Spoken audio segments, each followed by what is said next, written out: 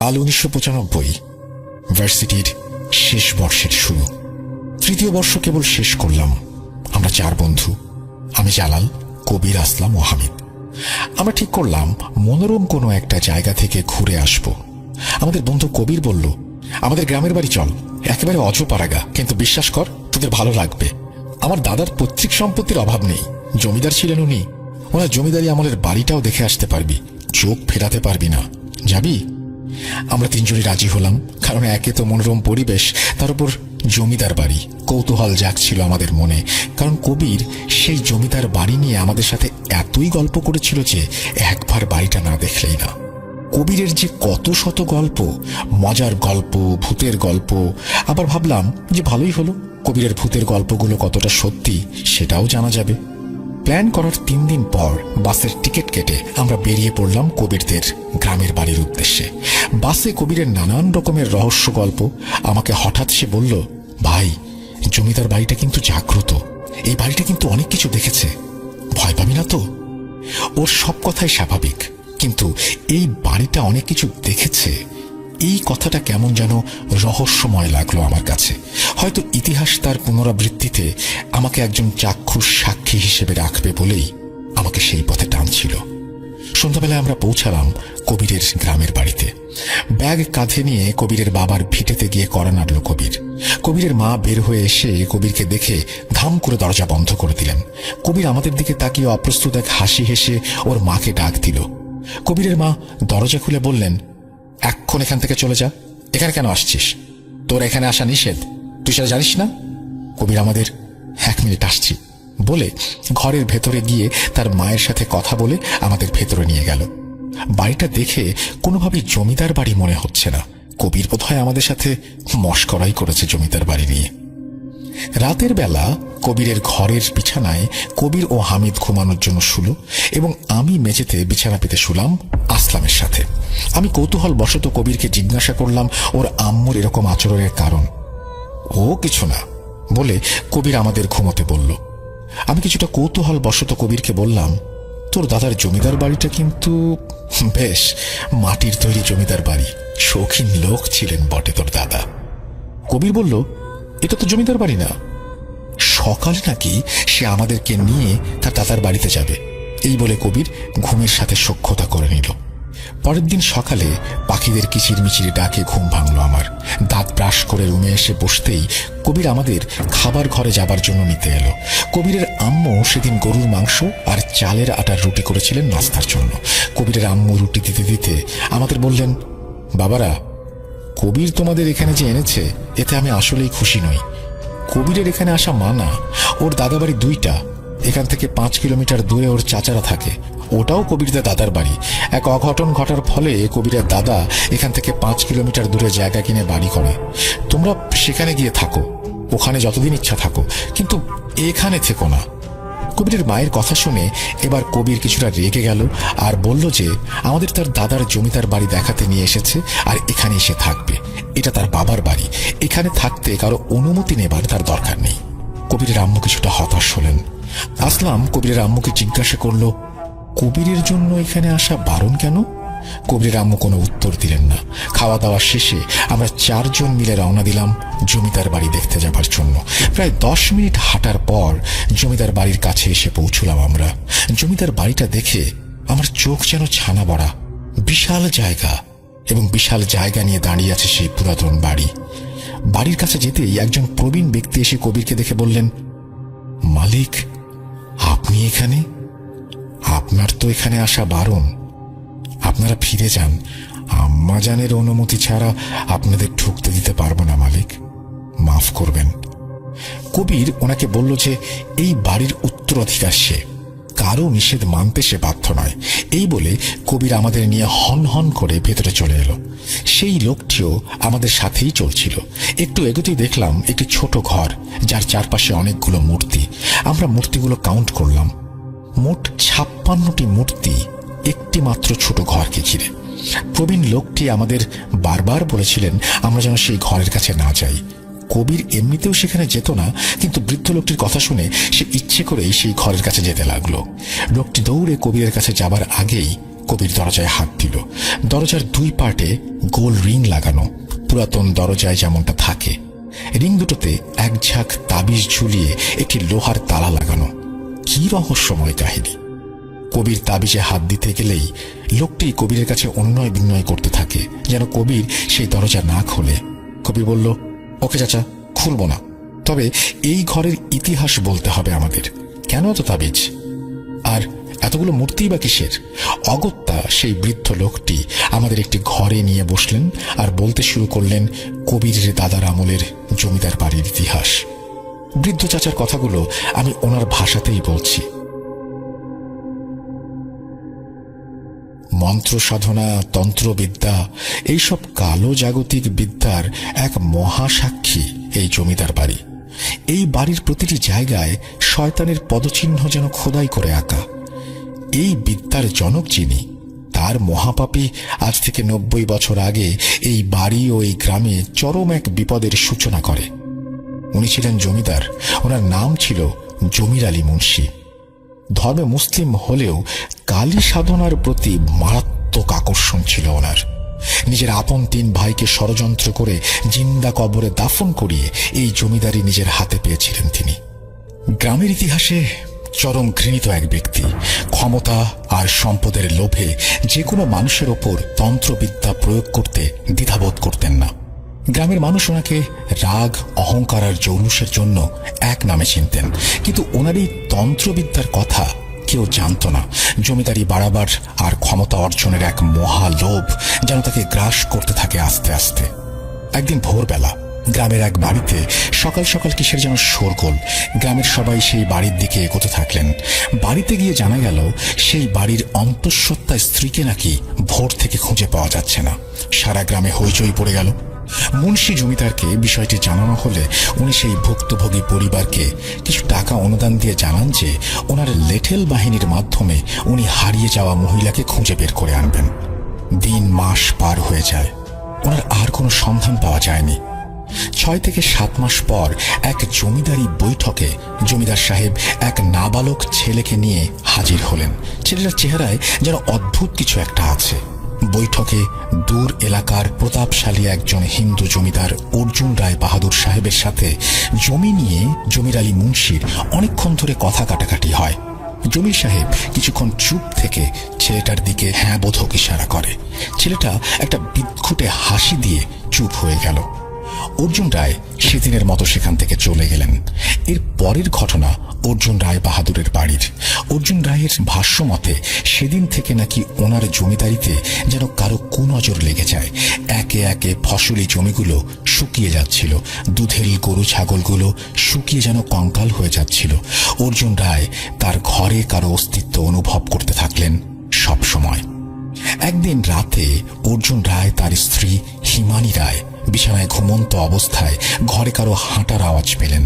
ওনারা জিজ্ঞেস করলেন যে ঘরে কে আছে। 4 দেয়ালের চারপাশ থেকে উত্তর আসে, হোলি খেলবি? রক্তের হোলি? এই নে, তোদের জন্য উপহার রেখে গেলাম। এই কথা শুনে অর্জুন রায় হ্যারিকেনের সলতেতে আগুন দিলেন, কিন্তু ঘরের কোথাও কেউ নেই। কিন্তু অর্জুন রায় ও তার স্ত্রী হিমানী রায়ের জীবনে সেদিন যা ঘটেছিল সেটা কল্পনা করা অসম্ভব।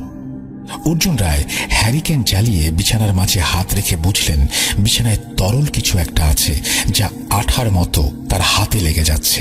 হ্যারিকেন বিছানার মাঝে এনে উনি যা দেখলেন সেটা দেখে ওনার পৃথিবীটা যেন উল্টে গিয়েছিল।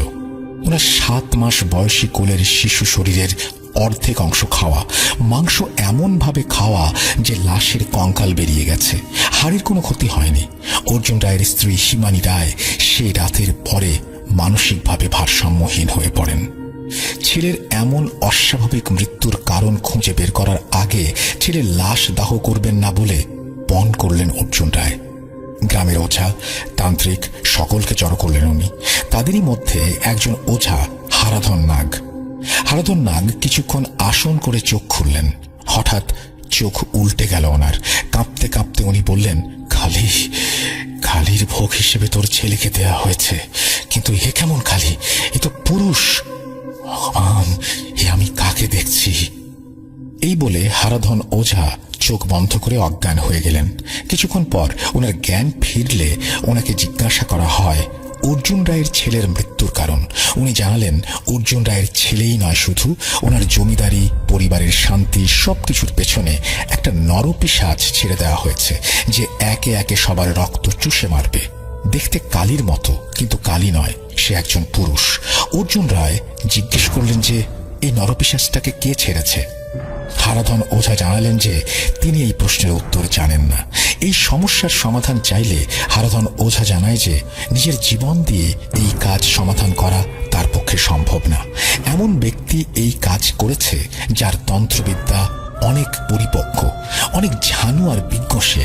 এই বিদ্যা কাটার শক্তি তার নেই, এই বিদ্যা কাটাবার শক্তি তার নেই। হারাধন ওঝা নিজে থেকেই উঠে চলে গেলেন। চলে যাবার আগে, সবাই তৈরি হও, রক্তের হোলির দেবতা এই গ্রামে পা দিয়েছে, তোমাদের রক্ত চাই তার। বাঁচতে চাইলে গ্রাম ছেড়ে পালাও, নইলে সবাই রক্তচোষার রোশানলে পড়ে মরব। পালাও সবাই, পালাও। এই বলে উনি আস্তে আস্তে রাস্তায় মিলিয়ে গেলেন, অর্থাৎ চলে গেলেন। গ্রাম জুড়ে হইচই পড়ে গেল। ছেলের মৃত্যুর 7 দিন পর অর্জুন রায়ের পত্নী হিমানী রায়েরও একইভাবে মৃত্যু হয়। একে একে ওনার দাদা, বাবা, পিসি সবারই মৃত্যু হয় 7 দিন পর পর। অর্জুন রায়ের জমিদারিও প্রায় শেষ। এমত অবস্থায় একদিন রাতে ঘুমিয়ে অর্জুন রায় স্বপ্ন দেখলেন যে একটা লোক কালো চাদর গায়ে ওনার বিছানার সামনে দাঁড়িয়ে ওনাকে বলছেন, জমিদারি নাকি জীবন, বেছে নে, নয়তো রক্ত দে, আর মাত্র 4 রাত। বাঁচতে চাইলে জমিদারি ত্যাগ কর। অর্জুন রায় সেদিন সকালে এই স্বপ্ন নিয়ে চিন্তা করতে করতে ওনার মাথায় নাড়া দিয়ে উঠল জমিদার জমির আলী মুন্সির কথা। সেদিন বৈঠক শেষে জমির আলী মুন্সি তাকে একটা কথা বলেছিলেন, কি আর করা, তাহলে জমি দিচ্ছেন না অর্জুন বাবু? আচ্ছা, তাহলে যেদিন জান আর জমিদারির মাঝে জমিদারিটাই দিয়ে দেবেন, সেদিনই না হয় নেব। উনি আর দেরি করলেন না, লোক লস্কর নিয়ে বেরিয়ে পড়লেন জমির আলীর ঠিকানায়। সন্ধে নাগাদ জমির আলীর বাড়ি পৌঁছে উনি উঠোন থেকে জমির আলীর নাম ধরে ডাকতে লাগলেন।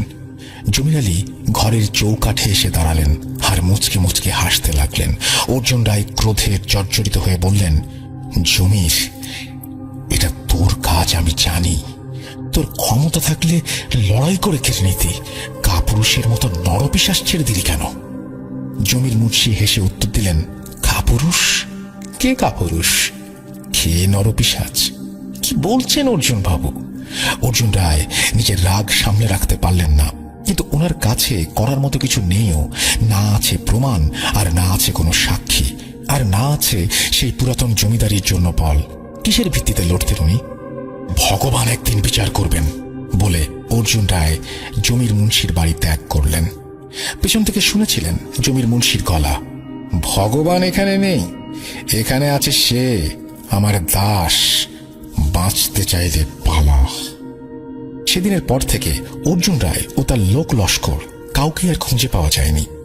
বাড়ি যাবার জন্য ওনারা বের তো হয়েছিলেন জমির মুন্সির বাড়ি থেকে, কিন্তু নিজ গ্রামে আর ফেরা হয়নি কারো। এরপর জমির মুন্সি প্রভাব খাটিয়ে অর্জুন রায়ের সকল সম্পত্তি ও জমিদারি দখল করে নেয়। জমির মুন্সির এই কুকীর্তি তাহলে ফাঁস হলো কিভাবে বলতে পারেন আপনারা? অর্জুন রায়ের জমিদার বাড়ি দখল করে নেয়ার পর জমির মুন্সি সেখানেই থাকতে লাগলেন। 2-3 মাস কেটে যায়। হঠাৎ একদিন গ্রামের এক বাড়িতে ভোর রাতে কড়া নড়ার আওয়াজ। দরজার বাইরে থাকা ব্যক্তিটিকে দেখে সকলের মাঝে হইচই পড়ে গেল। কে এটা? কে এসেছে? কে ফিরেছে? সেই মহিলা যে প্রায় 10-12 মাস আগে ভোরবেলা গায়েব হয়ে গিয়েছিল। কপালে বড় টিপ, সিঁথিতে সিঁদুর, চোখের নিচে কালি দেয়া, জিভ লাল, একেবারে যেন কালী প্রতিমা। কিন্তু এই মহিলা তো মুসলমান, কালী প্রতিমার মতো কেন সেজেছে? ওনাকে ধরাধরি করে ওনার বাসায় ফেরত পাঠানো হলো। ওনার স্বামী ওনাকে প্রশ্ন করলেন ওনার এরকম সাজের কারণ কি, আর ওনার সন্তানের কথাও জানতে চাইলেন স্বামী। মহিলা কোনো কথা বলে না। ওনার স্বামী ওনার গালে সজোরে একটা চর মারার পরে মহিলা ওনার স্বামীর পা ধরে উচ্চ স্বরে কেঁদে উঠলেন। ওনাকে পানি দিয়ে আর সাহস দিয়ে সামলানো হলো। কিছুটা স্বাভাবিক হয়ে উনি সেদিন রাতের কথা আর এর পরের সকল কাহিনী খুলে বললেন। ওনার ভাষ্য মতে সেদিন রাতে উনি স্বপ্নে দেখেছিলেন যে ওনার একটা ছেলে হয়েছে, আর ছেলেটা হামাগুড়ি দিয়ে আস্তে আস্তে ঘর থেকে বের হয়ে চলে যাচ্ছিল। উনি ঘুম থেকে উঠে আনমনা হয়ে ছেলের পেছন পেছন যেতে লাগলেন।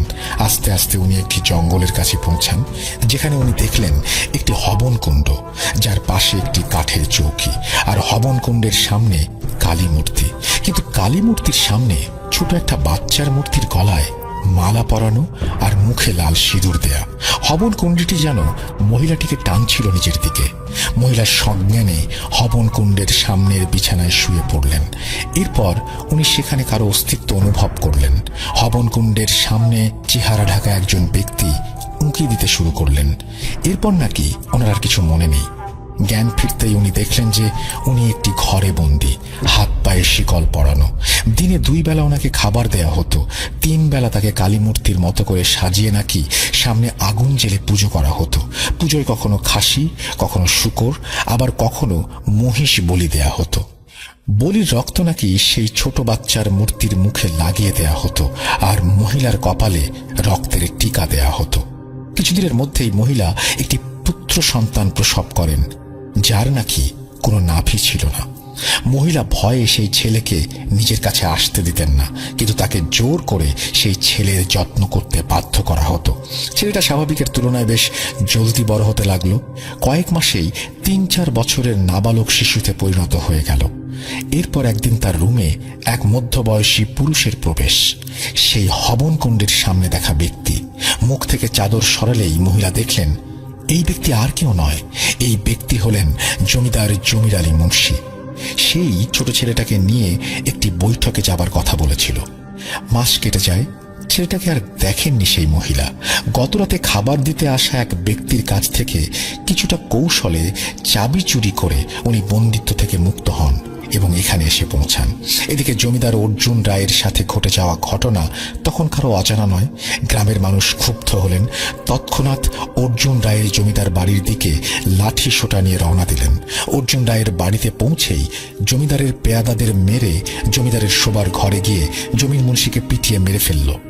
মৃত্যুর আগে জমির মুন্সি বলেছিল, আমার মৃত্যুর প্রতিশোধ নিষ্কৃত, গ্রাম উজাড় করে দিস। জমির মুন্সির মৃত্যুর পর তার লাশ টেনে হিঁচড়ে জঙ্গলে ফেলে দেয়া হয়। প্রতিশোধ নিতে যে দলটি গিয়েছিল অর্জুন রায়ের জমিদার বাড়িতে, সেই দল আর ফিরে আসেনি। কি হয়েছিল তাদের সেটাও কেউ জানে না। এরপর গ্রামে মহামারী লাগলো। একে একে গ্রামের পুরুষ মানুষেরা উধাও হয়ে যেতে লাগলো। 2-3 দিন পর জঙ্গলে তাদের লাশ পাওয়া যেত, কিন্তু লাশের ভেতর কোনো রক্তের ছিটে ফোঁটাও পাওয়া যায়নি। গ্রামের মানুষ গ্রাম থেকে পালিয়ে যেতে লাগলেন। জমিদারদের বংশধর করিম আলী মুন্সিকেও তখন মানুষ ঘৃণার চোখে দেখতে লাগলো। এদিকে গ্রামের মানুষের এই অবস্থা দেখে দয়ালু করিম মুন্সি নিজেকে ধরে রাখতে পারলেন না। গ্রামের মানুষের কথা ভেবে উনি দূর থেকে একজন মৌলবী সাহেবকে নিয়ে এলেন। একদিন সন্ধ্যাবেলা উঠোনে যেন হাজার মানুষের ভিড়। মৌলবী সাহেব আজ এর একটা হেনস্থা করবেন। গ্রামের বলশালী লোকেরা মিলে সেই ছোট ছেলেটাকে খুঁজে বের করে নিয়ে মৌলবীর সামনে আসনে বসালেন। কৃত্য নামের সেই শয়তান পিশাচকে উনি বন্দি করার কাজ করতে লাগলেন। কিন্তু এতদিন নরবলি পেয়ে কৃত্যর ক্ষমতা অনেক বেড়ে গিয়েছিল।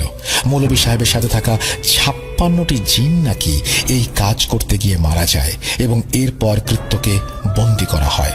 বন্দি করার আগে করিম মুন্সিকে বলেছিল, তোর বাবা পাপী, তুই তোর বাবার রক্ত হয়ে আমার সাথে বিশ্বাসঘাতকতা করছিস। কথা দিচ্ছি, তোর বংশের প্রতিটা পুরুষকে আমি মৃত্যুর ঘাটে টেনে নিয়ে যাব। কথা দিলাম। ছেলেটা মারা যায়। এরপর তাকে এই ঘরের ভেতর কবর দেয়া হয়।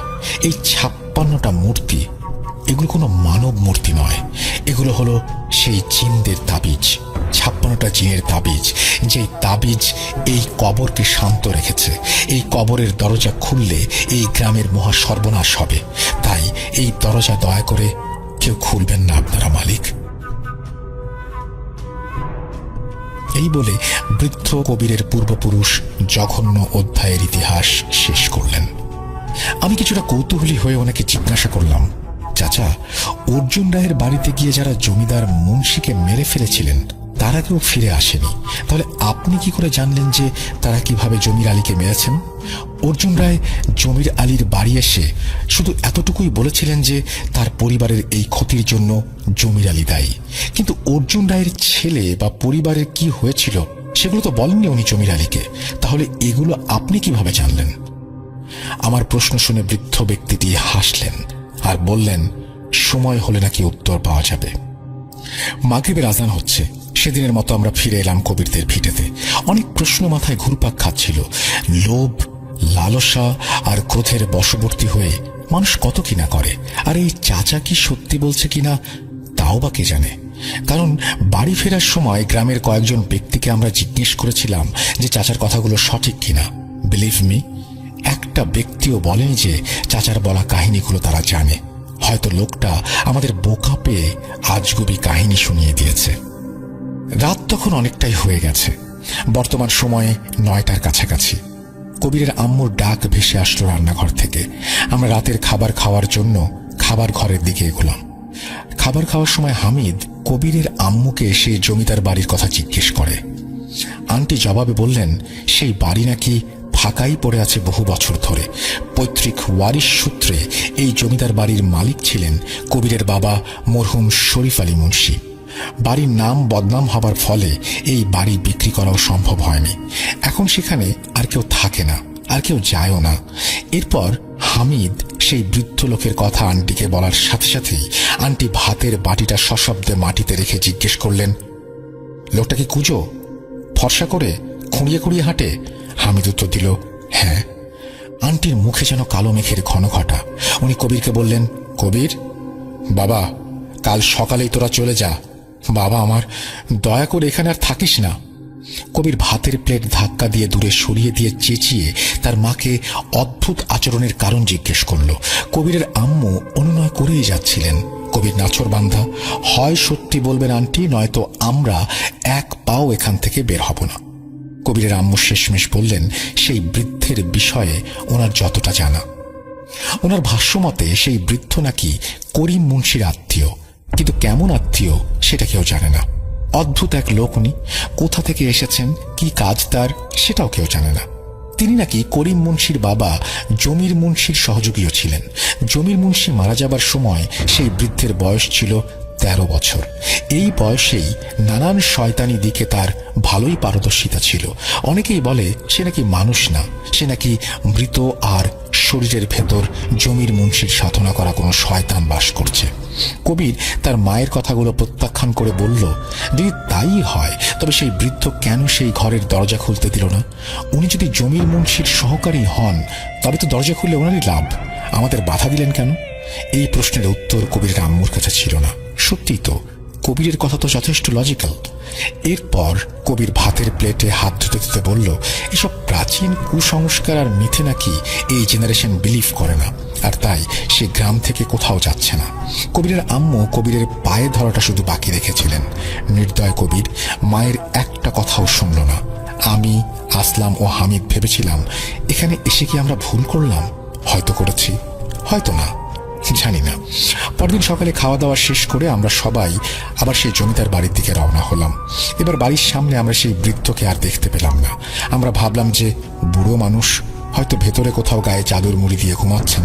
আমরা জমিদার বাড়ির ভেতরে গেলাম। ঘর ছাড়া কোথাও আর কিছু নেই, না কোনো আসবাবপত্র, না কোনো ছবি, না কিছু। একেবারে ধুধু মরুভূমির মতো ঘর। হাঁটতে হাঁটতে আমরা সেই ঘরটার কাছে গিয়ে পৌঁছালাম, যে ঘরটিকে ঘিরে 56টি মূর্তি। কিসের মূর্তি বোঝা কঠিন, তবে পাথরের ফলক বললে বেশ বাড়িয়ে বলা শোনায়। প্রতিটা ফলক আমরা পর্যবেক্ষণ করলাম। এক এক ফলকে এক একটা নাম লেখা, যেমন নুরান, সালেহ, আমিন, তারিক, হিদায়া। বুঝতে পারলাম এই নামগুলো সেই জিনগুলোর হতে পারে, সেই বৃদ্ধের কথা সামান্য পরিমাণ সত্যতা যদি থাকে। আমরা ফলকগুলো ঘুরে ঘুরে নামগুলো পড়ছিলাম। এমন সময়ে ঘরের দরজায় ধাম করে এক বিকট আওয়াজ হলো। আমরা তড়ি ঘড়ি করে দরজার সামনে এসে হাজির হয়ে দেখলাম কবির সেই দরজা খুলে ফেলেছে, আর লোহার বিশাল তালাটি মেঝেতে পড়ে আছে। আমাদের কানে যে শব্দটা এসেছিল সেটা সেই তালাটিরই পড়ার শব্দ। যদিও এসব বিষয়ে আমরা বিলিভ করি না, তবুও কবিরকে বললাম যে কাজটা সে একেবারেই ভালো করেনি। এরপর আমরা সেই ঘরের ভেতরে প্রবেশ করলাম। কি আর করব, দরজা যখন খুলেই ফেলেছি, ঘরটা না দেখলে তো আর হয় না। ঘরের ভেতরে কিছুই নেই, শুধু একটা উঁচু ঢিবির মতো কিছু একটা ঘরের মাঝ বরাবর, আর সেই ঢিবির ওপরে কালো গিলাফ দিয়ে ঢেকে রাখা। এটা যে একটা কবর সেটা বোঝা যাচ্ছিল। কবরের ফলকে লেখা ছিল কৃত্য, জমিদার আলী মুন্সির একান্ত অনুগত দাস, প্রস্থান করুন। গিলাফের ওপরে বিভিন্ন জিনিসপত্র লেখা ছিল এবং একটা গা ছমছমে পরিবেশ। কবির বলল, দোস্ত, আমি শুনেছি দাদাদের নাকি অনেক ধন সম্পদ ছিল, সেগুলো নাকি কোনো এক ঘরে লুকানো আছে, আর সেগুলো রক্ষা করতেই হয়তোবা গ্রামে এমন বদনামি কাহিনী রটিয়েছিলেন আমার পূর্বপুরুষেরা। দাঁড়া, গিলাফটা তুলে দেখি। এই বলে কবির এক টানে গিলাফটা সরিয়ে ফেলল কবরের ওপর থেকে। আমরা বাধা দেওয়ার কোনো সুযোগই পেলাম না। গিলাফ সরে গেলে দেখলাম শুকনো মাটির ঢিবি। এতদিন হয়ে গেছে, তাও কোনো ঘাস বা লতা পাতা জন্মায় নাই। ভয় পেতে শুরু করলাম। মনে হচ্ছিল কোনো এক ঘৃণিত জাহান্নামের সত্তা হয়তো এখানে শায়িত। আর আল্লাহর লানাতের ফলে এই কবরে সবুজের কোনো ছোঁয়াও লাগেনি। ঘরের পরিবেশ ঠান্ডা হতে লাগলো। হঠাৎ ঘরের দরজায় কারো ছায়া দেখতে পেলাম আমরা। ছায়াটা হেঁটে হেঁটে আমাদের কাছে আসতেই বুঝতে পারলাম, আরে এ তো সেই বৃদ্ধ। উনি ঘরের ভেতর এসেই সেই কবরের ওপর উঠে মাটি সরাতে লাগলেন। আমরা যেন চেয়ে থেকেও কিছু করতে পারছিলাম না। কোনো এক শক্তি আমাদের পা হাত সব অবশ করে রেখেছে। শুধু চোখ দিয়ে দেখা ছাড়া কিছুই করার ছিল না। মনে হচ্ছে স্বপ্ন দেখছি, ভয়ানক স্বপ্ন। ঘুম ভাঙলে বোধহয় সব ঠিক হয়ে যাবে, কিন্তু না, এটা কোনো স্বপ্ন নয়। লোকটা কবর খুঁড়ে কবরের ভেতরে থাকা একটা কাঠের বাক্স বের করে নিয়ে পালিয়ে গেল। আমরা মেঝেতে পড়ে গেলাম। কি ছিল এটা? এটা কি হলো? আমরা একে অপরের দিকে তাকালাম। আমরা যে একটা বড় ধরনের অঘটন ঘটিয়েছি সেটা বুঝতে পারলাম। ঘরের বাইরে দ্রুত বের হয়ে আসলাম আমরা। ঘর থেকে বেরিয়ে যেই দৃশ্যটা দেখলাম, সেটা দেখে আমাদের শরীরের রক্ত হিম হয়ে গিয়েছিল। কুয়াশায় যেন চারপাশ ঢাকা। একটা বাচ্চা ছেলের ছায়ামূর্তি দেখা যাচ্ছিল কুয়াশার ভেতর। একে একে 56টা ফলকের সবগুলো সে মাটি থেকে তুলে ফেলে দিচ্ছে, যেন কটাক্ষ করছে তাদের। আমরা দেরি না করে সেখান থেকে পালাবার জন্য ছুটতে লাগলাম। মাঝ রাস্তায় এসে কবিরের কি যেন হলো। পাগল কুকুরের মতো তার মুখ দিয়ে লালা পড়ছিল, আর সে অনবরত গ্রল করতে লাগলো, অর্থাৎ সে শিকারী জন্তুর মতন শব্দ করতে লাগলো। বাড়ির উঠোনে এসে কবির অজ্ঞান হয়ে গেল। আমাদের হইচই শুনে গ্রামের নানান ঘর থেকে লোকেরা বেরিয়ে এসে কবিরের উঠোনে এসে জমা হলো। আমরা গ্রামবাসীকে সব খুলে বললাম। কবিরের মা আমাদের 3 জনের গালে সজোরে চড় বসিয়ে দিলেন। এটা তোরা কি করলি বাপজানেরা, কি করলি? এখন আমার কবিরকে কে বাঁচাবে, কে বাঁচাবে? এদিকে আমরা অনুশোচনার গ্রাসে যেন মাটির সাথে মিশে যাচ্ছিলাম। এ কি করলাম আমরা? আমরা চাইলে হয়তো কবিরকে আটকাতে পারতাম, কেন পারলাম না? কি হবে কবিরের? সন্ধ্যাবেলায় গ্রামের মসজিদের ইমাম সাহেবকে তলব করে আনা হলো কবিরদের বাড়িতে। খবর পেয়ে কবিরের চাচাও এসেছেন। ওনাদের সাথে আরো একজন হুজুর এসেছেন কবিরকে দেখতে। ওনারা ওনাদের কাজ করার জন্য প্রস্তুতি নিচ্ছিলেন। মাগরিবের আজানের ধ্বনি ভেসে এলো আমাদের কানে। আজান শেষ হতেই কবির উঠে বসলো। জিভ বের করে কালী মূর্তির মতো চেহারা করে বসে রইল সে। হুজুর 2 জন কবিরের চারপাশে চক দিয়ে নানা নকশা আঁকলেন। এরপর কবিরের সামনে বসে জিজ্ঞেস করলেন, কবিরের ভেতর কার বাস? কবির বলল, হোলি খেলবি? 56 জন জিন, মনে নেই? আরো 56 জন নিয়ে আয়। কৃত্যকে কেউ হারাতে পারবে না। আমি এই গ্রামের ওপর প্রতিশোধ নেব। তোরা যদি আমার রাস্তায় আসিস তো তোরাও জীবন দিবি। হুজুর 2 জন কবিরের কথার কর্ণপাত না করে ওনাদের যারা নানান রকমের দোয়া কালাম পড়ে কবিরের ওপরে কাজ অব্যাহত রাখলেন। কিছুক্ষণ পর একজন হুজুরকে দেখা গেল উন্মাদের মতো আসন থেকে উঠে গিয়ে কবিরের বাসা থেকে পাশের পুকুরে গিয়ে ঝাঁপ দিল। আর একজন হুজুর নিজের কাজ করেই যাচ্ছিলেন তখনও। কয়েকজন গ্রামবাসী পানিতে ঝাঁপ দেওয়া হুজুরকে সেখান থেকে তোলার জন্য নেমে গেলেন। হঠাৎ হুজুরের জ্বালানো সকল মোমবাতি নিভে গেল। আমরা সবাই নড়ে চড়ে বসলাম। অন্ধকারে কিছুই দেখা যাচ্ছিল না। কবিরের আম্মু ঘর থেকে কুপিবাতি নিয়ে এলেন। কুপিবাতির আলোতে আমরা দেখলাম চরম এক অঘটন ঘটে গেছে। যে হুজুর কাজ করছিলেন উনি মেঝেতে পড়ে আছেন নিথর দেহে। ওনার হাত পা অস্বাভাবিকভাবে মুচড়ে দেয়া, মুখ হাঁ করা, তার চোখ বড় বড় করে খুলে আছে। মৃত্যুর ডাকে সাড়া দিয়ে উনি চলে গেছেন। ওনার চোখের কোণ থেকে ফোঁটা ফোঁটা রক্ত ঝরছিল। গ্রামবাসী যে যেদিকে পারে দৌড়ে পালাতে শুরু করলো। কবির কেমন যেন বিদঘুটে স্বরে হাসতে শুরু করলো। হাসতে হাসতে সে মেঝেতে শুয়ে পড়ল। আবার তার চোখ জোড়া যেন উল্টে গেল। কবিরের চাচারা আর আমরা 3 জন মিলে ধরাধরি করে কবিরকে ঘরে নিয়ে এলাম। গ্রামের সব থেকে বয়স্ক এক ব্যক্তি কবিরের বাসায় এলেন। উনি বললেন যে কবিরের আত্মা এখন কৃত্যের দখলে, সেই ছোট ঘরটায় বন্দী। কবির তার আত্মা দিয়ে সেই ঘর থেকে নাকি বের হতে পারেনি। সেখানে গিয়ে কৃত্যকে হারিয়ে কবিরকে ফিরিয়ে আনা সম্ভব না। তবে উনি একটা চেষ্টা করে দেখতে চাইলেন। উনি কবিরের ঘরে আমাদের রেখে বললেন, আমি আয়সা দরজা ধাক্কা না দিলে আর আমার গলার আওয়াজ না শুনলে তোমরা কেউ দরজা খুলবা না। এই বলে উনি চলে গেলেন দরজার বাইরে। বাইরে একটা হাসির ডাক শুনলাম আমরা। কিছুক্ষণ পর একটা বাজ পাখির ডাক শুনতে পেলাম। মনে হচ্ছিল সেই বাজ পাখিটা কবিরের বাসার চারিদিকে যেন বাসাটাকে কেন্দ্র করে ঘুরছে। হঠাৎ বাইরে থেকে ধপ করে কারো পড়ে যাবার আওয়াজ পেলাম। বাজ পাখিটাও একটা আত্মচিৎকার করে থেমে গেল। আমরা সবাই বাইরে বের হলাম দেখার জন্য যে কি হয়েছে। বাইরে গিয়ে যা দেখতে পেলাম, গ্রামের সব থেকে বয়স্ক লোকটি সেও হুজুরের মতো মৃত অবস্থায় পড়ে আছে। ওনার পাশে একটা বাজ পাখির মৃতদেহ, যার দেহে কোনো মাথা নেই। কবিরদের বাসায় উপস্থিত গ্রামে বাকি সদস্যরা বললেন এই বুড়ো লোকটির নাম আইনুল মিয়া, আর এই বাজ পাখি নাকি ওনার সাথে থাকা একজন জিন। গ্রামের মানুষকে অনেক সাহায্য করতেন তিনি। তিনি একজন কবিরাজ ছিলেন এবং তিনি ছিলেন কৃত্যকে বন্দী করতে সফল হওয়া সেই মৌলবীর শেষ বংশধর। আর কোনো রাস্তা নেই। কি হবে কবিরের সাথে? কাঁদতে কাঁদতে আমরা কবিরের ঘরে প্রবেশ করি। বিছানায় শুয়ে আছে কবির। ওর পাশের অর্ধেক শরীরের হাড় দেখা যাচ্ছে, শুধু সাদা হাড়, কোনো মাংস নেই। কবির চিরতরে বিদায় নিল। এরপর সেই গ্রাম থেকে কবিরের পরিবার ও গ্রামের অনেকেই বিদায় নিতে থাকলেন। অ্যাডভেঞ্চার ও চরম আগ্রহের বশবর্তী হয়ে আমরা হারাই আমাদের বন্ধু কবিরকে। গ্রামের এমন অবস্থা হয়েছিল যে কবিরের জানাজায় সামিল হয়েছিলেন কেবলমাত্র 6 জন ব্যক্তি। কবিরের 3 চাচা ও আমরা 3 বন্ধু। বাকি সবাই কে কোথায় গেছেন কেউ জানে না। কবিরের মৃত্যুর পর কবিরের আম্মু মানসিক ভারসাম্য হারিয়ে ফেলেন। কবিরের লাশ দেখেই তার এই ভারসাম্যতা হারায়। কবিরের চাচারা কবিরের আম্মুকে নিয়ে ওনাদের ভিটেতে ফিরে যান। এরপর ভয়ে ও লজ্জায় তাদের আর কোনো খোঁজ নেওয়া হয়নি। আমাদেরকে জমিদার বাড়ির কাহিনী বলা সেই ব্যক্তিটি কে সেটাও জানা হয়নি। উনি আজও আমাদের কাছে এক অভেদ্য রহস্য হয়ে আছেন। আল্লাহ হাফেজ। উনি কিছু ইলিশ মাছ কেনে, আর ওনার স্ত্রী কিছু ভাজা পোড়া পছন্দ করে। তো ইলিশ মাছ যেখানে কেনে তার পাশে একটা হোটেল ছিল, ওখানে কিছু ভাজা পোড়া বিক্রি হচ্ছিল। উনি কিছু ভাজা পোড়াও কিনে ফেলে। উনি ইলিশ মাছ, কিছু ভাজা পোড়া জিনিস আর আরো কিছু ওনার বাজার টাজার ছিল, এগুলো করে ওনার সটিবাড়ি বাজারে আসতে আসতে মোটামুটি অনেক রাতে হয়ে যায়, প্রায় রাত 8টা-9টা বেজে যায়। তারপর উনি ওনার গ্যারেজে সাইকেল ছিল, ওখান থেকে সাইকেলটা নিয়ে উনি বাড়ির দিকে রওনা দেয়।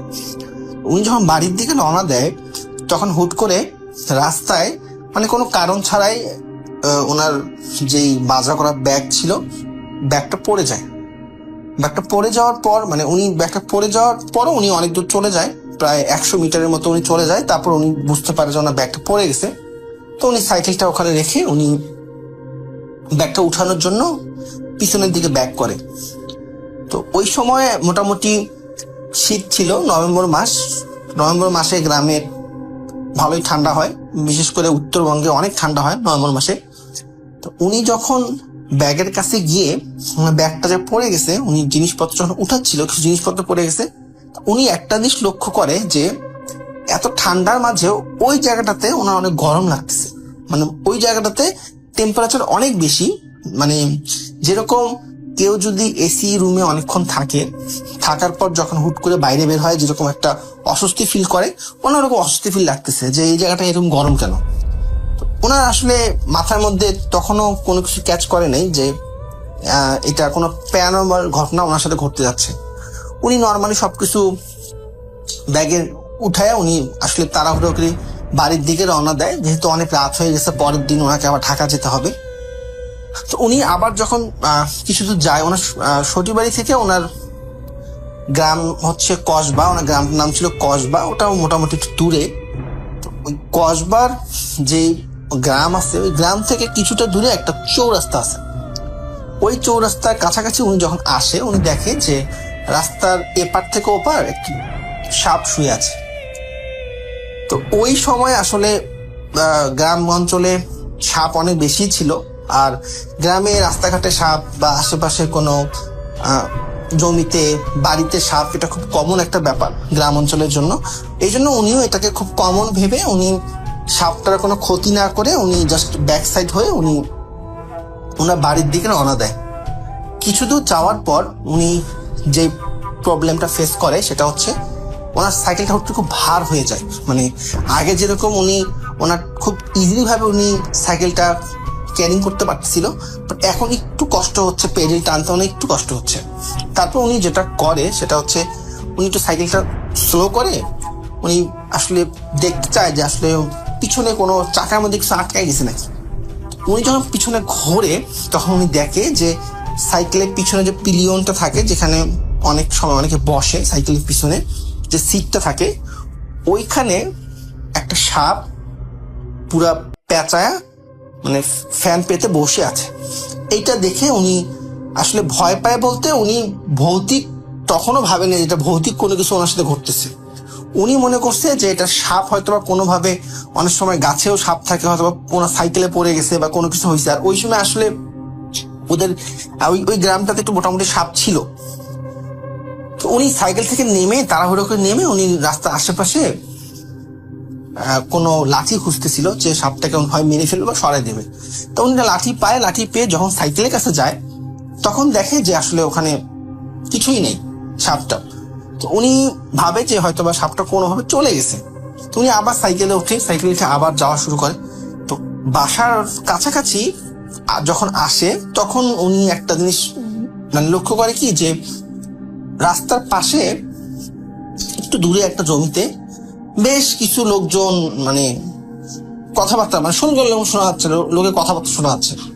তো উনি হুট করে ভাবে যে এত রাতে তাও আবার জমির মাঝখানে দাঁড়ায় কথাবার্তা মানুষ বলতেছে, কি সমস্যা। উনি 3-4 বার ডাক দেয় যে ওখানে কে আছেন, বা ওখানে রংপুরের ভাষায় উনি বলতেছিল যে ওটা কায়ে আছেন, এত রাতে কি করছেন, এইভাবে কথাবার্তা, এটা রংপুরের ল্যাঙ্গুয়েজ, এভাবে উনি মানে বারবার বলতেছিল, বাট ওখান থেকে কোনো সাড়া আসতেছিল না। তো উনি মনে করেন যে হয়তো ওনার কথা শুনতে পাচ্ছে না। তো উনি কিছুটা আগ্রহের সহিতে উনি সাইকেলটা রেখে উনি জমির আইল দিয়ে ওই জায়গায় উনি যায়। উনি দূর থেকে আসলে মানুষ টাইপের শ্যাডো দেখতেছিল, যে দূরে হয়তো বেশ কিছু মানুষ কথা বলতেছে। বাট উনি যখন কাছাকাছি যায়, গিয়ে ওনার হাতে একটা টর্চ লাইট ছিল, টর্চ লাইটটা উনি যখন অন করে তখন উনি আসলে খুব ভয় পেয়ে যায় যে আসলে দূর থেকে উনি যেগুলো দেখতেছিল যে এরা মানুষ, এরা আসলে মানুষ না, এগুলো আসলে মানে সাপ। সাপ সাপ মানে নর্মালি তো আমরা সাপ হচ্ছে যেভাবে দেখি, মানে নর্মাল একটা সাপ যেরকম থাকে, এটা কোনোভাবে ওইরকম নর্মাল আকৃতির কোনো সাপ ছিল না। এই সাপগুলো মানে ওরা পুরা মানুষের মতোই মানে লম্বা হয়ে দাঁড়ায় আছে, এবং যখন উনি কাছাকাছি যায় মানে এইটা দেখার সাথে সাথেই মানে ওনার খুব উনি খুবই ভয় পেয়ে যায়, এবং সাপগুলো মানে খুব বাজেভাবে ওনার দিকে মানে মুভ করে ওনার দিকে মানে ওনাকে ধরবে বা তেড়ে আসবে এরকম একটা মানে ইয়া করে। তো উনি একটু ভয় পেয়ে তাড়াতাড়ি দৌড় দিয়ে উনি তখন ভাবে যে এটা প্যারানর্মাল কোনো কিছু, উনি রাস্তায় চলে আসে। তো উনি রাস্তায় আসে, উনি আসলে আরো ভয় পেয়ে যায়। উনি দেখে যে ওনার যে সাইকেলটা ছিল, ওই সাইকেলটার যে বাজারটা ছিল, বাজার করা ব্যাগ ছিল, ওইটা পেঁচায় আর একটা সাপ সাইকেলের মধ্যে আছে। তো এইটা দেখে উনি আর নিজেকে কন্ট্রোল রাখতে পারে না, উনি সাথে সাথে ওখানে সেন্সলেস হয়ে পড়ে যায়। তো ভোরের দিকে ওনার জ্ঞান ফেরে। তো জ্ঞান ফেরার পর ওনাকে দেখে যে উনি ওনার বাড়িতে আছে, যেহেতু ওখান থেকে ওনার বাড়ি বেশি দূর ছিল না। ওনার নর্মালি গ্রামের লোকজন অনেকে ওনার বাড়িতে। তো ওনাকে জিজ্ঞেস করে যে এরকম রাতে কি হয়েছিল। তো উনি সবকিছু খুলে বলে। তো গ্রামের লোকজনও বলে যে ওই জায়গাটা তো খুব একটা ভালো না, তাই এত রাতে ওদিক দিয়ে আসা তোমার কোনোভাবে ঠিক হয় নাই। তো তারপরে রাসেল ভাই উনি বলে যে আমার ব্যাগে হচ্ছে কিছু মাছ ছিল আর আরো জিনিসপত্র ছিল, তো ওইগুলো সব ঠিক আছে। তো তখন ওনার স্ত্রী বলে যে কই মা, আমি তো মাছ পাই নেই। বলতেছে যে, কেন, ওখানে মাছ আছে, তারপরে তোমার জন্য আমি কিছু ভাজা পোড়া নিয়ে আসছিলাম।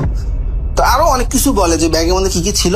পরে উনি দেখে যেটা, যে মাছ প্লাস ভাজা পোড়া, এই দুই ভাজা পোড়া জিনিস, সিঙ্গারা সামোসা, এই দুইটা বাদে ব্যাগে সবকিছুই প্রায় অক্ষত ছিল, কোনো প্রবলেম হয়নি। পরে গ্রামের যে লোকটা ওনাকে ওখান থেকে নিয়ে যায়, ওনাকে দেখতে পায়, ওনাকে জিজ্ঞেস করে যে ব্যাগ কি কোথাও পড়ে গেছিল নাকি। উনি বললো যে না, ব্যাগ সাইকেল রাস্তার মধ্যে স্ট্যান্ড করা ছিল, সাথে ব্যাগ ঝোলা ছিল, আর উনি পাশে মানে একটা জায়গায় অজ্ঞান হয়ে পড়েছিল, ব্যাগ তো ওখান থেকে পড়ে গেলে বা কোনো কিছু হয়নি। তো তখন আসলে ওনারাই বুঝতে পারে যে আসলে হয়তোবা এই ইলিশ মাছ আর ওই ভাজা পোড়ার জন্য হয়তোবা কোনো জিন বা এরকম কোনো টাইপের পিশাচ টাইপের কেউ হয়তোবা এগুলো নেওয়ার জন্য অনেকক্ষণ থেকে ট্রাই করতেছিল, বাট কোনোভাবে হয়তোবা নিতে পারেনি। পরে ওনাকে ভয় দেখায় এই জিনিসপত্রগুলো ওরা বিয়ে করার 1 মাস পরে ঘটনা আর কি। তা বড় ভাই ড্রাইভিং করতো, গাড়ি চালাতো। তা সেও নতুন বিয়ে করে রাত্রে মানে আমরা রাস্তায় বসে আড্ডা দিচ্ছিলাম 3 জন বসে। ভাই আসলো গাড়ি নিয়ে। তা আসার পরে বলতে, তোরা এখানে কি করিস? ভাই এখানে বসে আড্ডা দিচ্ছি। তাই আমি ব্যাগের ভিতর কি ভাই? বলতেছে এমনি বাজার সদায়। আমি এই বাজার সদায়, তা অন্য ব্যাগে কি? বলতেছে তরমুজ। কয়টা? বলতেছে একটা তরমুজ। আমি কার জন্য? বলতেছে ভাবির জন্য।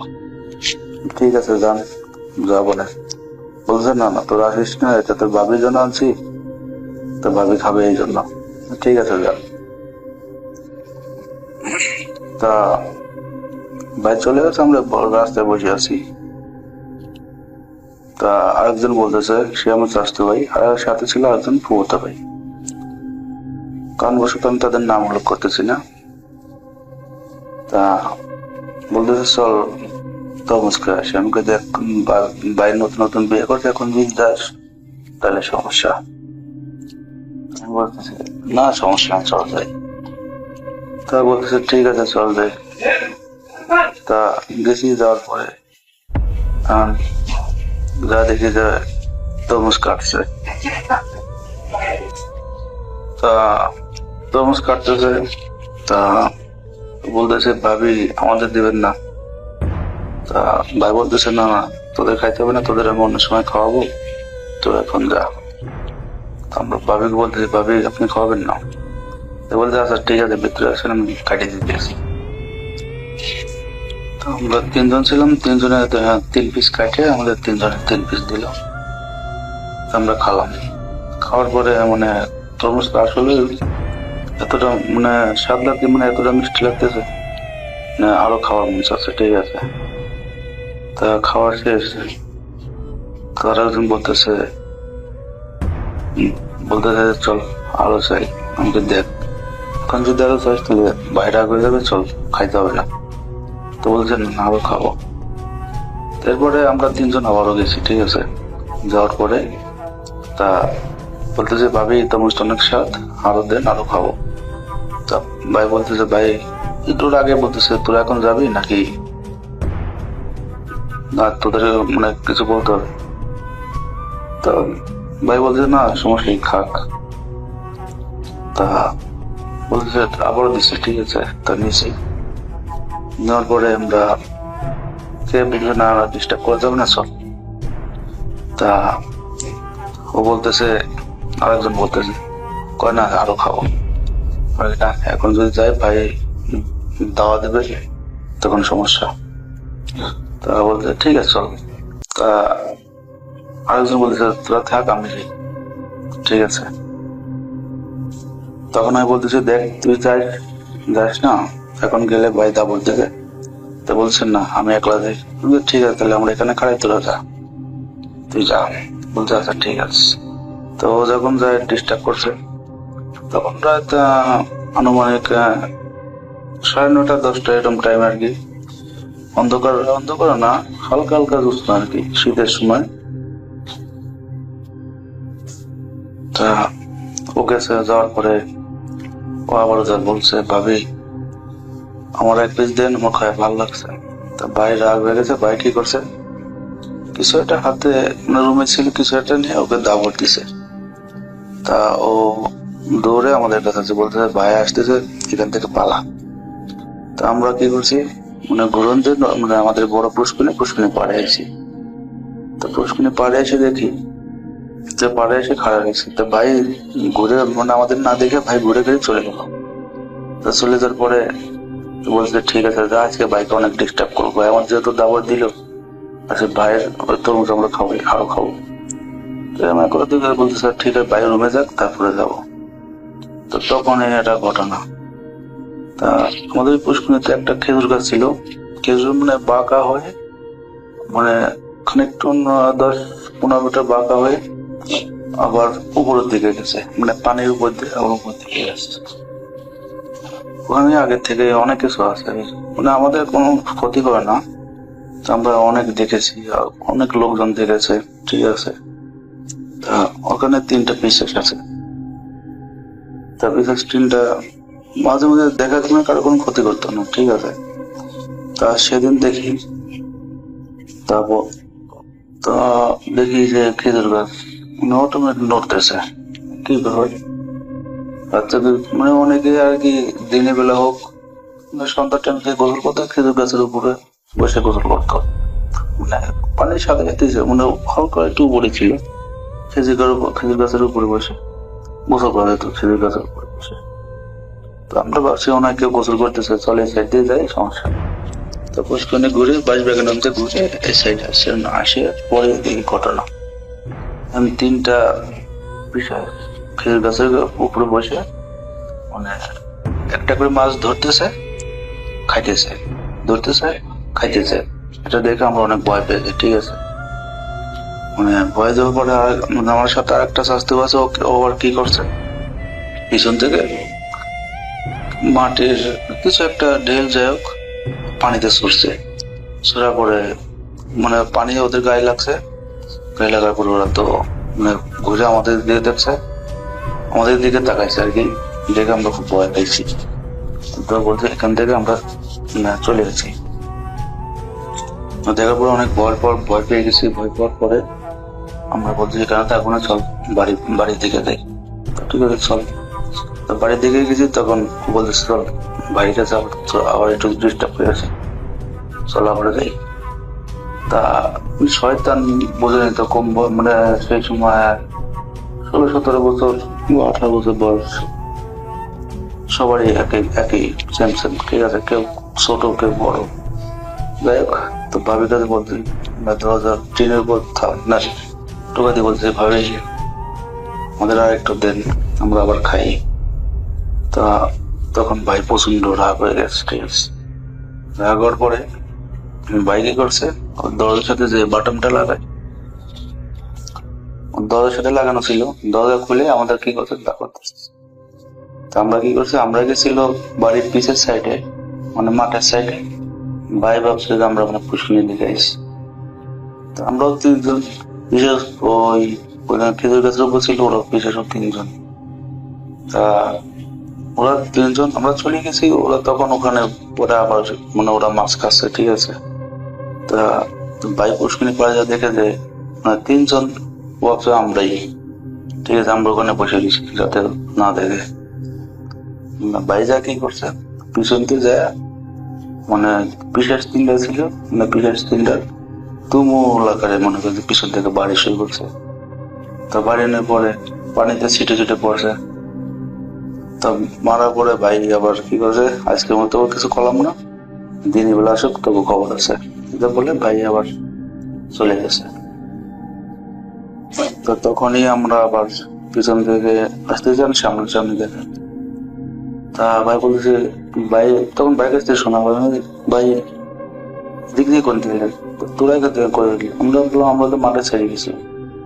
বলতেছে তাহলে ভাই একটু ঘাবড়ে গেছে, ঠিক আছে, ভয় পেয়ে গেছে। তাহলে এখন খেজুর গাছের উপর কারা ছিল, খেজুর গাছের উপর তো আমরা ছিলাম না, তো মাঠের সাইডে গেছিলাম। তো বলছে তাহলে আমি কার মারলাম।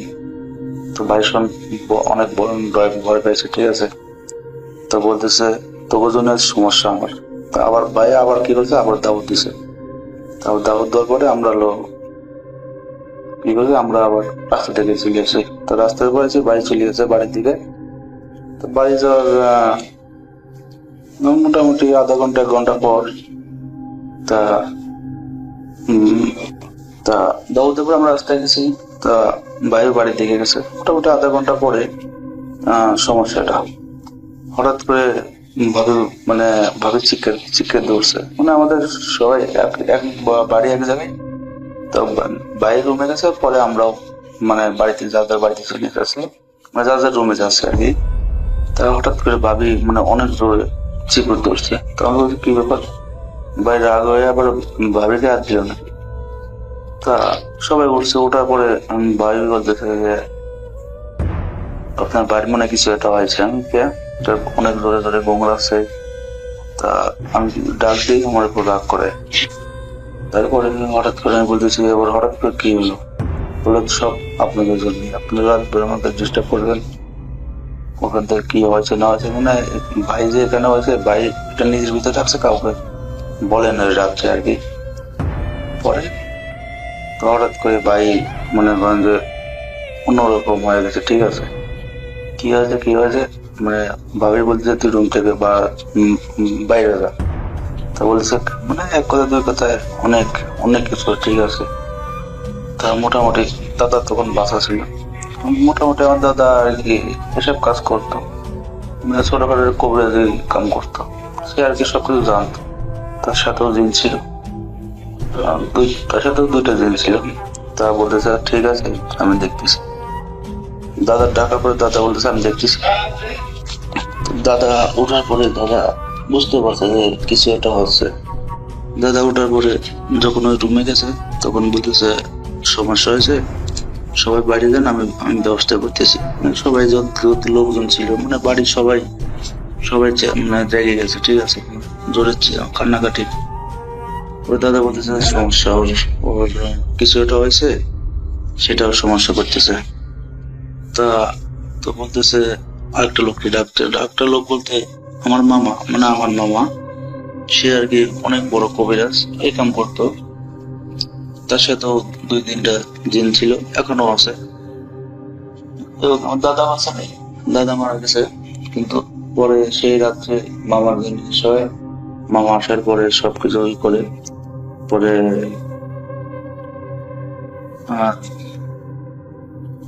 তো মামা আসার পরে মামা বুঝতে পারছি। ওটার পরে বিশেষ আসর করছে, জায়গাটা সমস্যার কারণে ওর আসর করছে, জায়গাটা ব্যবস্থা আমি করতেছি। মোটামুটি যেসব সামান টামান লাগে সেই রাত্রে ব্যবস্থা করি। তো সবকিছু ঠিকঠাক করে বলেছে আচ্ছা ঠিক আছে আমি রাতের ভিতরে তাড়ানোর ব্যবস্থা করতেছি। পরে মোটামুটি রাত 12:30 1টা বেজে গেছে। তো তখন সব আসর টাসর সাজা জিজ্ঞেস করতেছে বড় ভাইয়ের কাছে, তুই এত রাত্রে ওর উপর কি জন্য এলি, ওর কাছে কি জন্য এলি? ও বলতেছে আমি এমনি এমনি আসিনি, ও আমার শরীরে ব্যথা দিচ্ছে। আমরা 3 ভাই বসে ওখানে মাছ খাচ্ছিলাম, ও পিছন দিয়ে যায় আমাকে মারছে, এই জন্য আমরা ব্যথা পাইছি, আমাকে আমি ডিস্টার্ব হয়েছে, আমার খাবার দিনে ডিস্টার্ব হয়েছে, এই জন্য ওর উপরে হয়েছি, ওর আমরা ক্ষতি করবো, আমাকেও ক্ষতি করতে ওর আমরা ক্ষতি করবো। তো বলছে দেখ ও বোঝে নেই, ও ভুল করে ফেলেছে, আর তোরা অনেক মাছ খাওয়া খাওয়াবি, তোরা জানিস যে অনেক মানুষজন বসে গোসল মোসল করে, তোকে অনেক সে মাছ খাওয়াবি। বলছে আমাকেও জেনে খুশি আমরা ছেড়ে দেবো, কর্তব্য চললে তখন না, আমাকেও বাড়ি এনে আমরা যাবি তাই করবো, তুই এখনো বসলি এক কথা তুই বলে, তারা তো অনেক কথা কাটাকাটি। তা বলতেছে তোরা ওর সাইডে চলে খা, কয় না ওর সাইডে যাবো না, ওর নিয়ে আমার শরীরে ব্যথা দিয়েছে, ওর অবস্থা আমরা খারাপ করে দিই। তা মামা বলতেছে না আমার ব্যাগ নিয়ে তোরা কিছু করতে পারবি না। তখন মামা দাদাকে বলতেছে বলে আঙ্কেল আপনি যাই হোক কিছুটা করেন। বলছে ঠিক আছে ওর ব্যবস্থা আমরা করতেছি। ঠিক আছে বলতেছে কি দাদা অনেক কিছু জানতো, তেল পড়া দিয়ে বাড়ির মাথায় তেল দিয়েছে, কপালে গলায় অনেক তেল দিয়ে আরো কিছু খাওয়ানোর পর পানি খাওয়ানোর পরে পরে শরীরে যখন ফু দিয়েছে তখন অনেক জোর জোর চিৎকার করতেছে, বলতেছে আমার শরীর মেয়ে জ্বলতেছে, আমরা আরো কষ্ট দিয়ে না। তখন মামা বলতেছে তুই ওর সাইডে যাবি নাকি বল, বলতে না না যাবো না, বলতেছে যাইতে হবে। পরে অনেক কথা কাটির পর বলতেছে আচ্ছা ঠিক আছে যাবো, তাই আমার 10 কেজি ইলিশ মাছ দেওয়া লাগবে, তাহলে আমি যাবো। তো বলতেছে আচ্ছা ঠিক আছে যা, তো 10 কেজি ইলিশ মাছ দেবো। বলছে ঠিক আছে, অমুক দিন অমুক রাতে, মানে বাড়ির কথা বলতেছে, ওর হাত দিয়ে অমুক জায়গা ওই বাড়ি বাগানের নিচে আমি পাঠাবো। বলে ঠিক আছে। পরে বলতেছে আচ্ছা তাহলে তুই যে চলে যাবি তাহলে বিশ্বাস করবো কিভাবে তুই চলে যাবি ওর সাথে, আর তুই ওর কাছে জীবন ওর আসতে পারবি না। বলছে ঠিক আছে আমি জীবন ওর কাছে আসবো না, ঠিক আছে। বলতেছে আচ্ছা ঠিক আছে আমি চলে যাবো। আমি যাওয়ার আগে মানে আমাদের বাড়ির মানে ঘরের পিছনে বড় একটা মেহগনির গাছ ছিল, বলেছে আমি মেহগনি গাছের ওই উপরের ডালটা ভেঙে থেকে যাবো। বলতে আমি ফেব্রুয়ারি মাসের 3 তারিখে 4 তারিখে 3 তারিখে আমি ফেব্রুয়ারি মাসের ঢাকায় যাই। আমার এই প্রথম ঢাকায় যাওয়া, ওখানে থাকা, আমার একটা কোর্স চালু করা হলো 6 মাসের, আমি নাম প্রকাশ করতে চাই না। তো যে প্রতিষ্ঠানটায় আমি আমার প্রতিষ্ঠানটা ওটা মিরপুর দাসে, আমার কোর্সের কারণে আশেপাশে বাসা নিতে হবে, তাই আমি মিরপুর শেরাপাড়া নামে একটা জায়গায়, ওটার ভিতরে একটা গলির মাথায় একটা বিল্ডিং এ বাসা ভাড়া নিই। 6 তলা বিল্ডিং এর নিচ তলায়, একেবারে নিচ তলায় একটা বাসা ভাড়া নিই। তাও আমি নিই না, আমার ভাই বন্ধুরা ওটা আমাকে ঠিক করে দেয়। তারা মালিক পক্ষকে অনেক কষ্টে রাজি করিয়ে ওই বাসাটা ভাড়া দিয়ে নিয়ে হয়েছে, কারণ আশেপাশে কোনো বাসায় খুঁজে পাওয়া যাইতেছে না ভাড়ার জন্য। তো আমি ওখানে উঠে পড়ি, ওই বাসায় আমি উঠে পড়ি। 4 তারিখ রাত্রে আমি ঢাকাতে ওই বাসায় উঠে পড়ি। ওরা যেহেতু আমার জন্য কষ্ট করছে বা ওই বাসাটা খুঁজে নিচ্ছে, ওই বাসাটাতে উঠে পড়ি। তো বিল্ডিং এর 5 তলায় আবার ওরা থাকে, যারা মানে ম্যাচে থাকে, ওরা আবার মানে আমার সহপাঠীরা যারা আমার সাথে কোর্সে পড়ালেখা করে 2-3 জন ওখানে থাকে। তো আমি নিচে যে বাসাটা ভাড়া নিচ্ছি ওই বাসায় আরো 3 জন ছিল, ওরা ময়মনসিংহে থাকে, ওরাও আরেকটা কোর্সে ভর্তি হয়েছে, তাই ওরা ওইখানে থাকতেছে। তো ওরা এই ফেব্রুয়ারি মাসে উঠছে 2 তারিখে 1 তারিখে, ওরা ওদের কাপড় চোপড় বেডিং পত্র রেখে সবকিছু রেখে বাড়িতে গেছিল সঞ্চয়। 2 তারিখে আসবে বলছে 7 তারিখে রাত্রে। তো আমি 7 তারিখে যখন গেছি আমার বেডিং পত্র নিয়ে, কাপড় চোপড় নিয়ে, সবকিছু নিয়ে ওই বাসায় ওঠার পরে রাত্রে সবকিছু গুছিয়ে আমি ওখানে খাওয়া দাওয়া করে এসে রাত্রে শুয়ে পড়লাম, ঘুমিয়ে গেলাম। তো কোনো সমস্যা হয়নি, এরকম 6 তারিখের জন্য কোনো সমস্যা হয়নি। 7 তারিখ রাত্রে ওরা আসলো। তো আসার পরে আমরা একসাথে চিন্তা করলাম যে কিভাবে খাবো, কিভাবে রান্না করবো, কি করবো না করবো, কারণ আমি এতদিন বাইরেই খাইছি যে 3 দিন ছিলাম। তো ওরা বললো যে আচ্ছা ঠিক আছে আমরা একসাথে রান্না বান্না করি। তো হান্ডি পাতিল কিছু কেনা হলো, তারপরে চাল, ডাল, চিনি, তারপরে তরকারি এগুলো কিনে আমরা রান্না বান্না করে খেতে লাগলাম। তো এইভাবে প্রথম 7 তারিখের পরে 8-9 তারিখে আমরা মরজের বস্তা, মাছ এরকম করে খেতে লাগলাম, একদিন পর একদিন এরকম, আর 2 দিন পর। তো ফেব্রুয়ারি মাসে 12-13 তারিখে আমরা রুই মাছ আনছিলাম, একটা রুই মাছ আনি 13 তারিখ কি 14 তারিখ তৎসম্ভব। তো রুই মাছটা 1.5 কেজি, রুই মাছ একটা বড় দেখি আনলাম। ওই মাছটা আমরা কেটে কুটে ওখানে আমাদের একজন খালা রাখছিলাম, আমরা 4 জন থাকবো, আমাদেরকে রান্না বান্না করে দিতে। খালা শুধু দুপুর আর রাত্রে ভাত রান্না করে দেয় বা তরকারি। তো খালা আসলো, খালা এসে সন্ধ্যাবেলা আসলো। আমরা খালারা বললাম যে খালা একটা মাছ আনছে, মাছটা রান্না করে রাত্রে খাবো, কালকে দুপুরে খাবো, তা আপনি একটু ভেবে রাখেন। তো উনি বললো আচ্ছা। তবে এমনি মাছ বস্তু এগুলো যেগুলো মানে থেকে যায় কাটার পরে এগুলো হয়তো রান্না করে রাখে, না হলে ওনার পাশে একটা ফ্রিজ আছে, ফ্রিজে মানে 2-3 পিস ঢুকে রাখে, মানে আমাদের প্রয়োজন না করে। তো পরে রান্না করার সময় নিয়ে আসা আর কি। তো ওনাকে যখন বললাম, উনি বললো আমি মাছটা কেটে দেখতেছি অর্ধেক, আর অর্ধেক কালকে দুপুরে এখানে খাওয়ার জন্য ভেজে রাখবো, আর সার্ভিস এখানটা রানবো। তো আমি বললাম আচ্ছা ঠিক আছে। পরে এখানে মাছ সার্ভিস রাতে খেলাম, আর সার্ভিস উনি করিয়েতে আমাদের সামনে সার্ভিস মাছ ভেজে রাখলো, ভেজে একদিকে দিয়ে মানে ঢাকনা দিয়ে ঢেকে রাখলো। আমরা খাওয়া দাওয়া করার পরে উঠে সবাই মিলে শুয়ে গেলাম। তারপরে সকালবেলা পরদিন সকালে উঠে ওরা 3 জন 7:30টায় বের হয়ে গেল ওদের ক্লাস করার জন্য। তো আমি আবার কিন্তু এর মধ্যে আবার আমি 3-4 দিন লুকিয়ে সকালবেলা পান্তাভাত গুলো রাত্রে গেছে দরকার ছিল ওগুলো দিয়ে খেয়ে ফেলেছি। কারণ কি? কারণ হলো এগুলো নষ্ট হয়ে যেতে পারে, ওদেরকে আমি কিছু বলি নাই। তো ওদেরকে হয়তো বললে ওরা নাও করতে পারে, না করতে পারে, তাই আমি খেয়ে ফেললাম নষ্ট হয়ে যাওয়ার ভয়। তো এগুলো থাকলে তো নষ্ট হয়ে যাবে, না হলে খালা পেলে দিকে যদি দেখে, তো এই কারণে আমি তার আগে খেয়ে ফেললাম নিজেই। আচ্ছা ঠিক আছে, যাই হোক গেল, সমস্যা নাই। তো আমি যখন খাওয়া দাওয়া করে উঠলাম তখন 4 পিস মাছ আছে কিনা দেখলাম যে 4 পিস মাছ ওখানে ঠিকই আছে কড়িয়াতে, পুরো ভাজা করা তেল দিয়ে। আমি এটা দেখে আমি আর কিছু মনে করলাম না, আমি সোজা ওখান থেকে রেডি হয়ে 8:15 দিকে আমি আমার কোচিং এর দিকে রওনা দিলাম। তো দুপুর 1টা বা 2টার দিকে আমি আসি, বা 1:30-2টার দিকে আমার আসা হয় ক্লাস করে। তো ক্লাস করে আমি যখন আসলাম, এসে হাত মুখ ধুয়ে গোসল করে তারপরে খাওয়া দাওয়ার জন্য বসলাম। বসার পরে ঢাকনা উঠে দেখি তরকারি রান্না হয়েছে কিন্তু মাছ নাই।